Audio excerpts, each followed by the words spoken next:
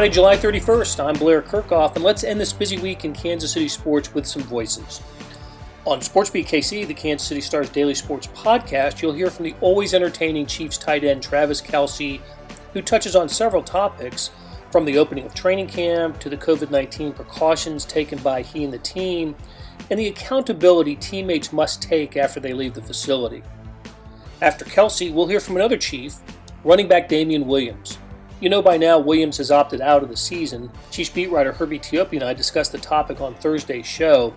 At the time of the announcement, we didn't know the reason for the opt-out, but we learned it was a family matter after listening to an interview Williams did with Sirius XM Radio.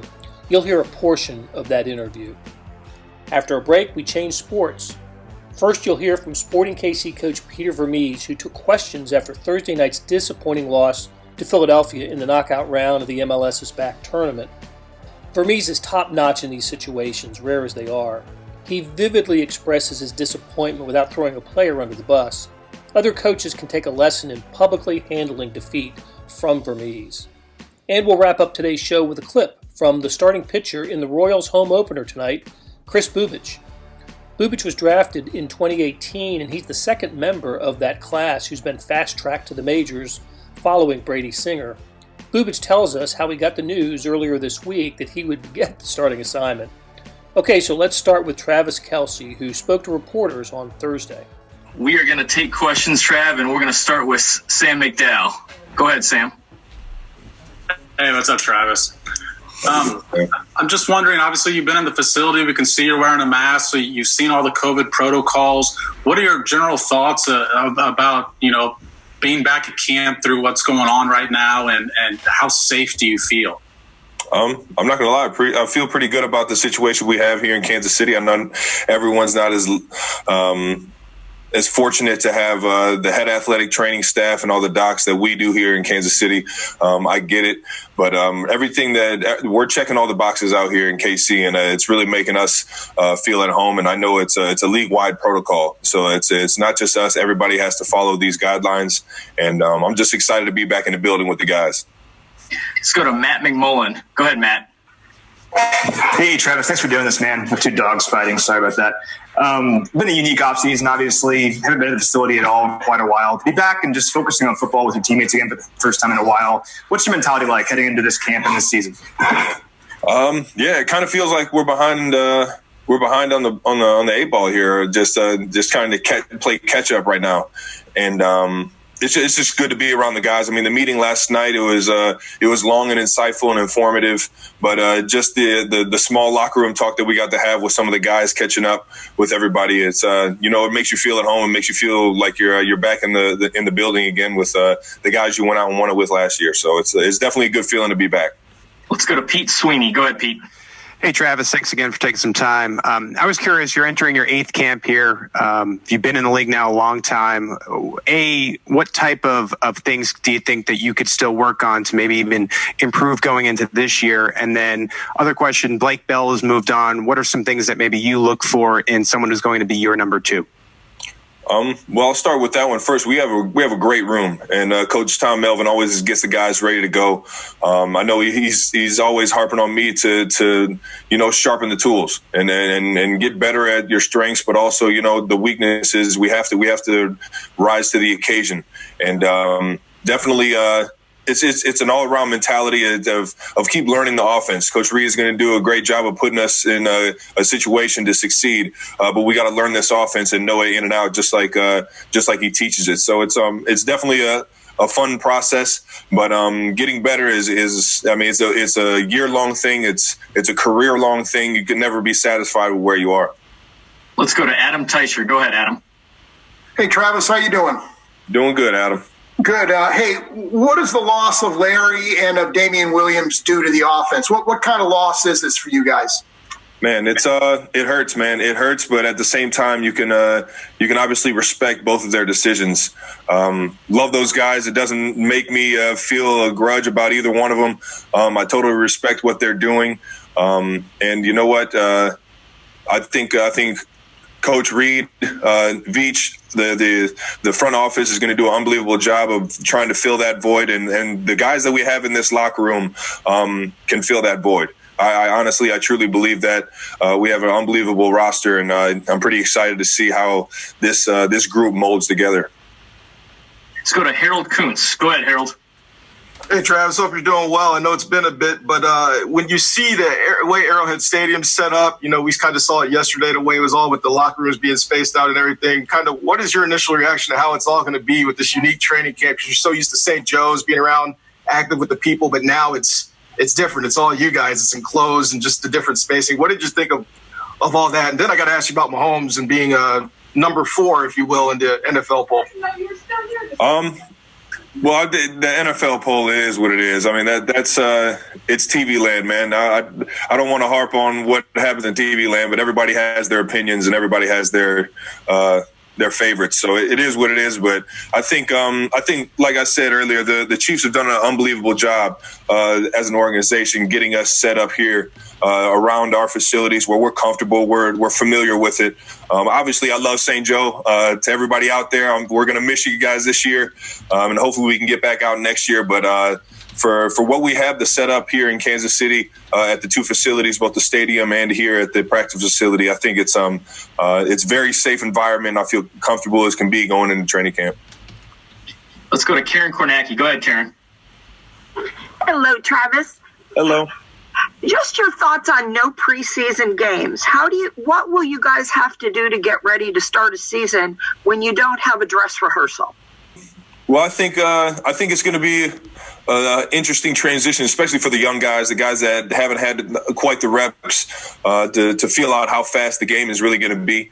But I think also that Coach Reid does an unbelievable job of getting us ready for our first game, and I think it'll have to be modified just a little bit, but I think Coach Reid, I got all the trust in the world in Coach Reid and the coaches to get all these guys ready for that week 1 opportunity against Houston. And the biggest thing I think that we're going to miss out on is defensively being able to tackle. You can try and simulate it as much as you can, but until the bullets are flying, you really don't know what a guy's going to do instinctually. And I think those are things that you definitely got to build on. And you'll see teams progress a lot further along in the season because we're kind of catching it later on in terms of that learning process. So go to Matt Derrick. Go ahead, Matt. Hey, Travis, hope you're doing well. Andy on Saturday had said that, it's going to be up to the players to doing the right things when you leave the building. Curious, what that means to you, and as a veteran of this team, how can you, underscore that message to the young guys? It's accountability. I mean, the guys coming in the office, they know what this team is capable of. They know what this team is capable of. I mean, it shows what we did last year and who all we got coming back, which means we got just about every single leader that we had in this locker room outside of 2 that respectively decided to opt out. I think that we're as set and ready leadership-wise as we've ever been. And the tone has to be set and the accountability has to be set amongst all the guys in the locker room to, there's a virus out here. It's not something we can play around with. It's something that we have to take serious. Guys are going home to their families. We have kids and wives and beautiful families that we have to make sure that we're all being held accountable for. So, like Coach Reid said, just making sure you're doing the right things for the guys around you. But I don't see much of a problem because a lot of that is already kind of set in the culture that Coach Reid and the leaders on this team have set. Let's go to Darren Smith. Go ahead, Darren. Travis, thank you so very much for taking the time to do this. One, you were instrumental in designing the Super Bowl championship rings. Do you know when you all are going to receive them, if you're going to have like a Washington Nationals type of event in the unveiling of it? And then also, obviously, you see the background behind me. What are your thoughts on the Black Lives Matter and do you support what they have going on? I support, without a doubt, everything that's going on in this social justice in this world right now. Black Lives Matter is something that's very personal to me because I have a lot of friends, a lot of family that fall into that world. And it's something that I've been very passionate about since I've been in the league. And it's almost a responsibility that I take upon myself to show the support and show the want for change. And that being said, I forget the first question you asked. I apologize. No, you're fine. I was asking about you were instrumental in the design of the Super Bowl ring. So just wondering, do you know when you all are going to receive them and what type of unveiling you're going to do for it? You know what? You can say I was instrumental in it, but they kind of just threw it on the screen, and I was like, "Oh, that's nice. I would like one of those." Yes, and it was it's a beautiful ring from when I saw it. In terms of how we're going to receive it, or if there's going to be any type of party or whatever it is, I think that's kind of second to everything that's going on right now. I think we're all just focused on trying to go get another one this year, and we'll worry about all that when it happens. And just to say something about the Black Lives Matter, that's why I love Kansas City and this organization, because Clark Hunt and our president, Mark Donovan, have done an unbelievable job of reaching out to the players on this team to try and find something that makes sense and is meaningful to this community and to the players in this locker room, and I love them for it. All right, guys, we've got 3 more hands up. We'll make these our final ones. Let's go to Pete Sweeney. Go ahead, Pete. Trav, I think this is the first time we're getting to talk to you since the Mahomes contract. I just was curious what your reaction to the deal was. And then even though you've been putting up this production even before Mahomes, just how fortunate do you feel to be able to play with him during really both your primes? Yeah, I think, you can hype up Mahomes all you want, man. I'm a firm believer that let me say this. Let me restart that. Obviously I'm a big fan of Pat's. Pat is the unbelievable. I think he's the best player in the National Football League. You can't tell me there's a better quarterback than him. That's for sure. You can turn on whatever film you want. He's the best player in the National Football League in my mind, and he led us to a Super Bowl because he is that. I was very fortunate to have a great quarterback in Alex Smith. I've always thought very highly of him. Excited to see what he's got going out in Washington right now. And I think moving forward that when Pat got into the huddle, it was just a little bit different, man. And it is what it is. I think he brought a different energy, a different style of the game that even I was a little bit more accustomed to, just going out there and playing ball in the backyard type football.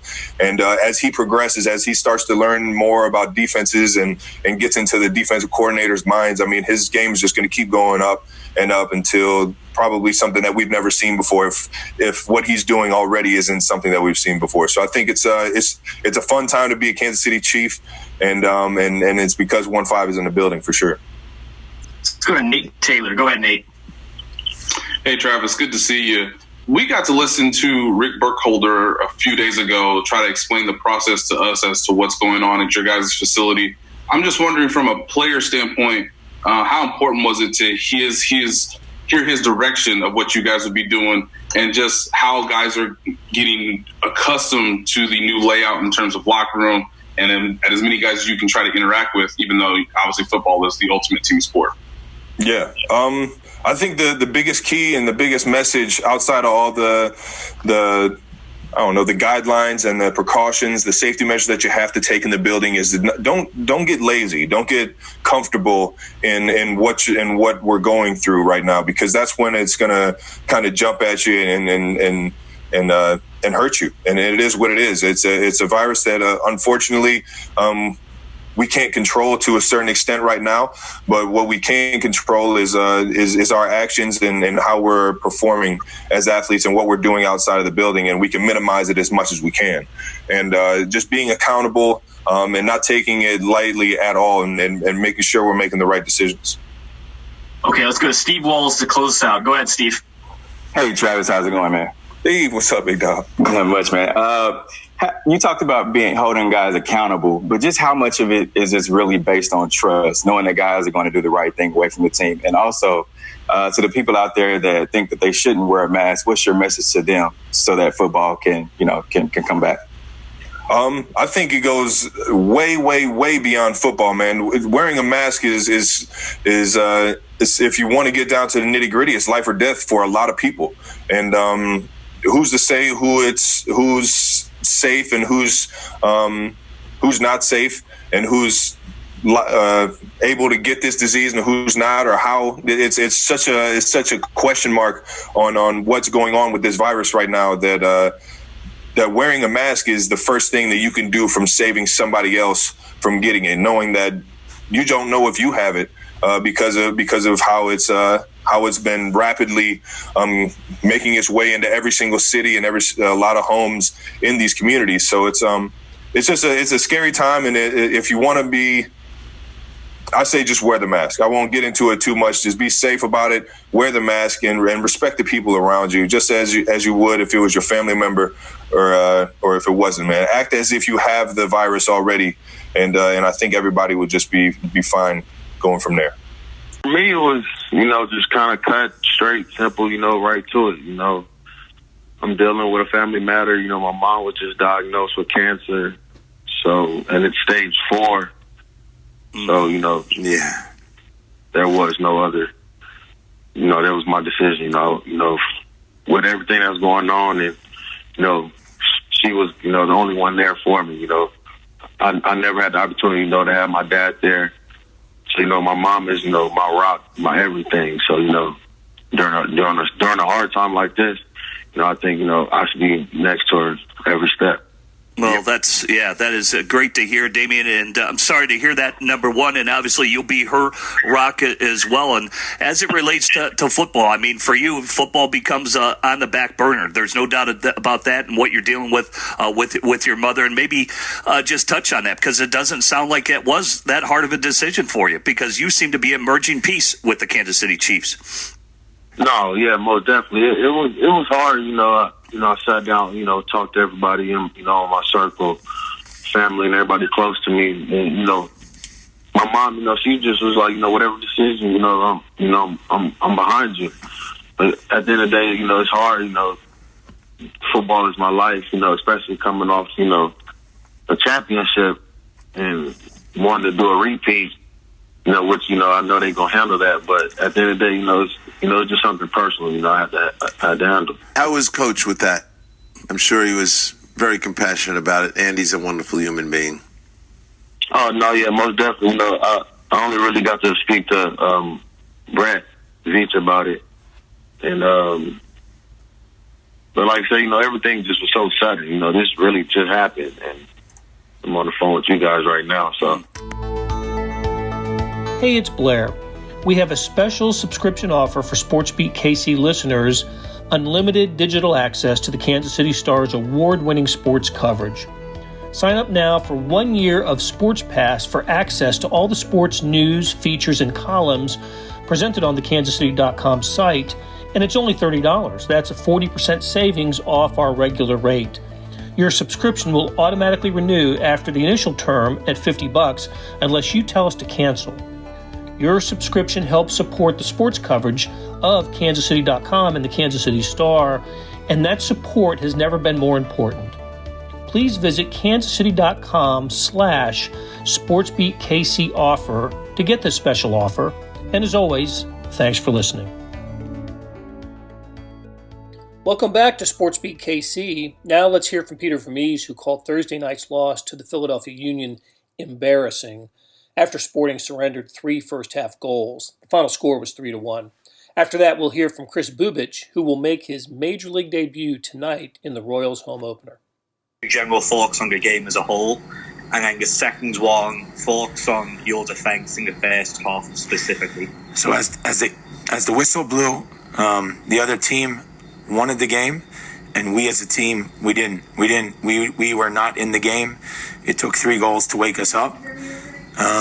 And that's the simple thoughts on the game. By the time we woke up, unfortunately, things didn't fall our way, and we deserved that based on the fact that they wanted them more than us, and that was really the game. Defensively, it's not the defense; it's the team. It's the mentality to go and compete and win the game. We didn't want to go compete and win the game today. Next question, we'll go to Jonathan Segal. Jonathan, your line is open. Hi, Peter. You mentioned after 3 goals it woke the team up. But was there a specific moment where you felt like, okay, we're starting to get into this a little bit? Or was that maybe a little too late for your liking, perhaps? And I would assume yes. I thought when we were 2-0, I thought we were still capable to get back in the game. When it went 3-0, and the goals that we gave up on two of our set pieces, shame on us. Very disappointed. in that respect. I never have a problem with getting beat by a team that just does incredible things against us. Be fair to them, they did. They scored 2 very good goals on counters. We were completely unorganized. But there was so many other aspects of the game that we were just not good enough. So did I ever think we were in the game? I always think that, I have a belief personally that you can come back. But when you see that there's not life in the team, okay? There's individuals that worked hard and wanted to win and wanted to fight. But unfortunately, the game's not played as individuals. It's played as a team. And today, the team was not ready to win. Didn't compete. Next question will go to Franco Panizo. Franco, your line is open. Thanks, man. Peter, you said that they wanted it more than you guys. Why do you think that was? Why weren't you guys up to? Listen, I only have one thing when that happens. It's my fault, and so I can easily take blame because if the team's not ready, it's my fault. So the team wasn't ready, and it is my fault.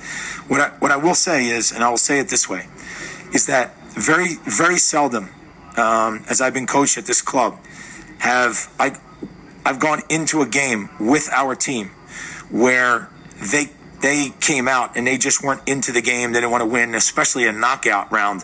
When we've been in, we won plenty of Open Cups. We've been in playoff games, whatever.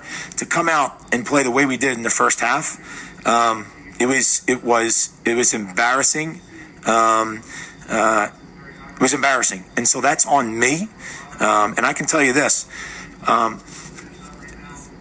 I'm not sure why that is. The good thing is I have some time now to figure that out, and figuring that out is going to be at the expense of everyone else, meaning all the players in the team, because I can't sit through 90 minutes of the kind of game that we had today. Even though I thought in the second half we tried to come back, but it's easy when you're down 2-0, 3-0. It's easy to now all of a sudden start to fight, and the other team takes the foot off the gas pedal. The psychological change in your mind is an easy one. It's what do you do when it's 0-0, and how do you play? And when it was 0-0, we fell very, very short of our quality. The positive is that we played 3 games that meant something towards our season, and as of right now, we're still at least in the top of the West. But we need to get our act together, because we can't play games like that against teams in the West, because they're too good. They're too good, and they fight for everything. I said from the beginning I thought that San Jose was, I think, the favorite. And their guys, they work. They're the hardest working team in Major League Soccer at the moment, and they deserve to get the credit, and they deserve to be talked about because of the way that they go after the game, all the players in the team. We're not even in that class. We're not even close. First of all, thank you. Obviously, it's pretty surreal feeling right now. Actually, when I walked into the T-Bones Park clubhouse yesterday, Paul Gibson, our director of pitching performance, pulled me aside and took me into the office, and I was actually slated to throw 5 innings in our inter-squad scrimmage yesterday, and obviously the rain kind of put that aside, and then today there's more rain, so he kind of said, we have you slated down for Friday now, but it's going to be Friday at Kauffman Stadium against the White Sox. So when I heard that, it took a second actually for me to even understand what he was saying, because I'll be honest, it's not something I was expecting to hear when I was walking in or when I woke up yesterday morning. But when he said it, obviously I made a couple phone calls right after that to my mom, my sister, and the rest of my family and close friends. But yeah, pretty unbelievable feeling, and definitely blessed to have an organization that is willing to obviously take a chance on a younger guy like me and has enough faith to put me out there in a situation like I'm going to be in tomorrow. That will do it for today. Thanks to our production staff of Derek Donovan, Randy Mason, Beth Welsh, Jeff Rosen, Savannah Smith, and Chris Fickett. Hey, those interviews you heard on today's show are all stories on kansascity.com, and we dropped some links in the show notes, so check it out. Hey, earlier in the episode, you heard me talk about the Sports Pass offer. It still stands and still a good one. $30 for a year's worth of sports coverage, and that includes Sports Extra that comes with the e-edition. There are 44 additional pages of national sports coverage today. Here's an even better offer. Buy the entire Kansas City Star product. Sports, news, features, commentary, and analysis, the whole thing. You get all the stories written by my talented colleagues, plus extra news, sports, and business coverage. The details at account.kansascity.com/subscribe. That's account.kansascity.com/subscribe. And whether it's the Sports Pass or the full subscription, you're getting and supporting the best sports and news coverage in Kansas City and helping us produce programs like SportsBeat KC. Thanks for listening, and we'll be back on Monday with a new episode.